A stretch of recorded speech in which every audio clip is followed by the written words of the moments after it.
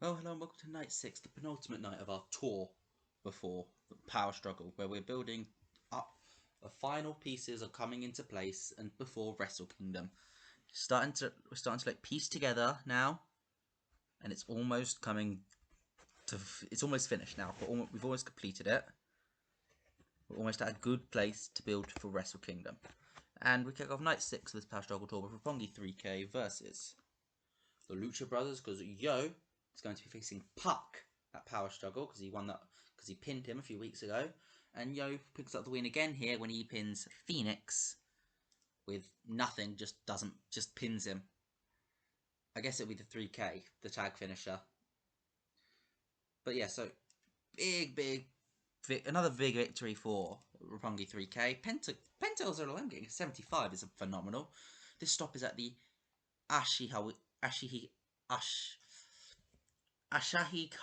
Community Hall, and 1,000 people fill in this building. Gets 55 rating though for this opening match.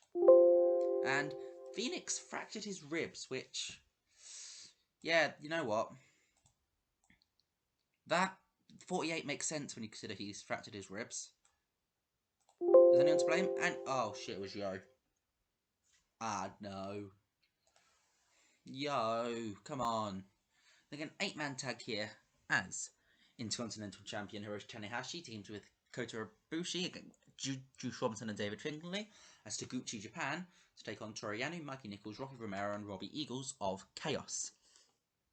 And Taguchi Japan pick up the win when Hiroshi Tanahashi makes Robbie Eagles tap out to the Texas Cloverleaf.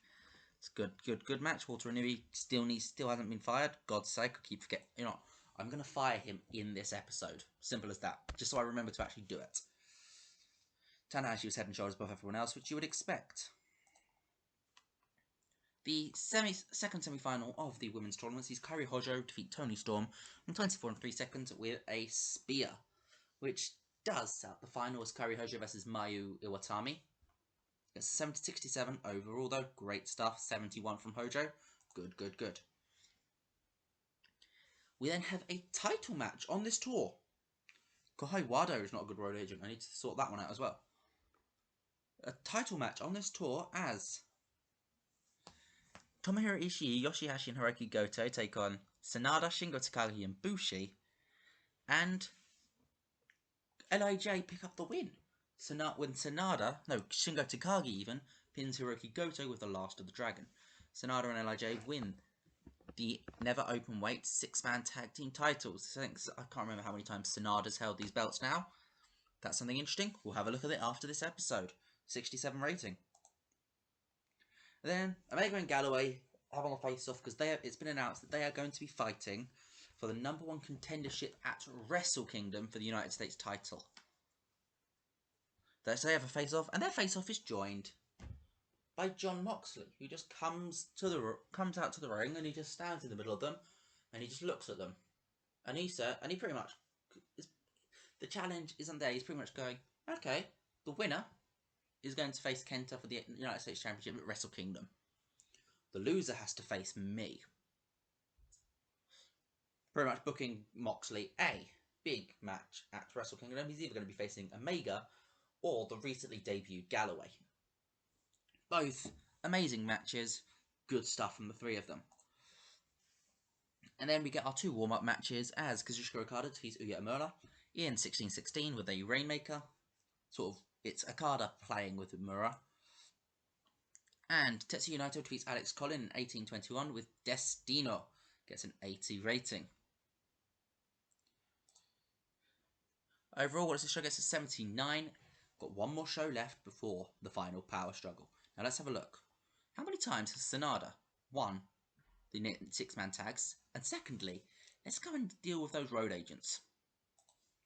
I mean, that was a big day in wrestling. Hold on, so let's have a look at some of these shows that happened on Saturday before we go and look at the stuff which we said we'd look at.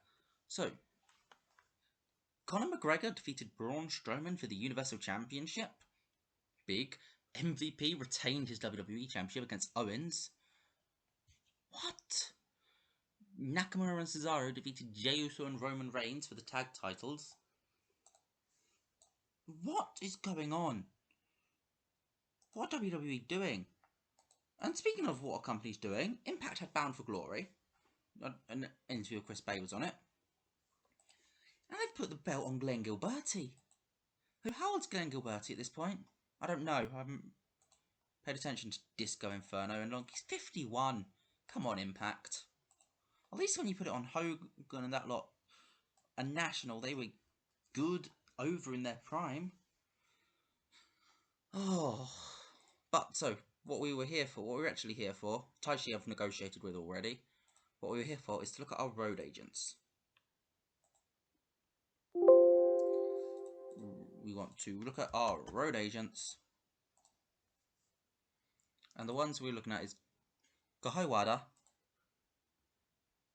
is not going to be a road agent for us anymore. He's just going to be a ref. And Wataru Inui is just going to be a personality. Okay. That's just... He's not... Wataru Inui is nothing. Let's just release him. Wataru Inui is gone. Now, the other thing we said we were going to quickly look at was Sanada's history with the Never Openweight 6-man belt. So, Sanada didn't hold it the last time LIJ did, but he was a 3-time champion before with Bushi and Evil. So, I'll probably check number if I go onto Sanada's and I go title history.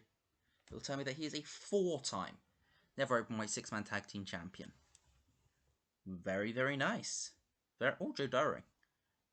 He was tag team with Joe Doering? Didn't know that. But let's end this episode here then. See you next time.